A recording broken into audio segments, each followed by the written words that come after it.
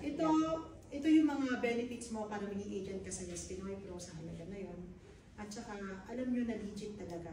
Since kayo yung mga nauna, maraming bumibili ng freelance visa ngayon.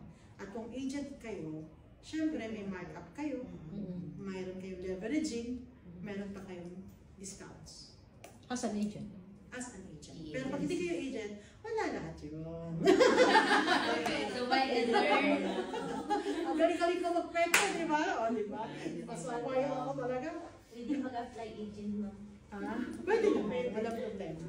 Ngayon, basta ang rule lang ng agent, wala tayong lulukoyin. Yes, ma'am. Wala tayong i-scam. Yes. At sasabihin natin lahat ng totoo. Kasi kapag nagbenta tayo na katulad ng iba, ano pinagkaiba natin sa kanila? Makagaya ka na rin. Okay? Ang Yes Pinoy Pro po ay napaka-konti lang ng likers. Sa Facebook may 229,000 tayo. Sa Instagram meron tayo 117,000. Sa YouTube may 144,000 na po, hindi 141,000. Sa TikTok nasa 145,000 na.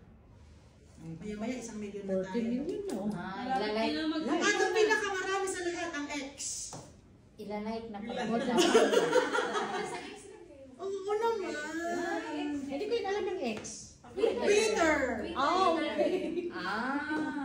Okay. So, konti lang talaga yung followers natin para mag-scam tayo. So, at least ito, nakilala nyo na si Yes Pinoy Pro. At least alam nyo na, ay, bago pala ako lokohin nyo, napakarami ng taong lulukohin.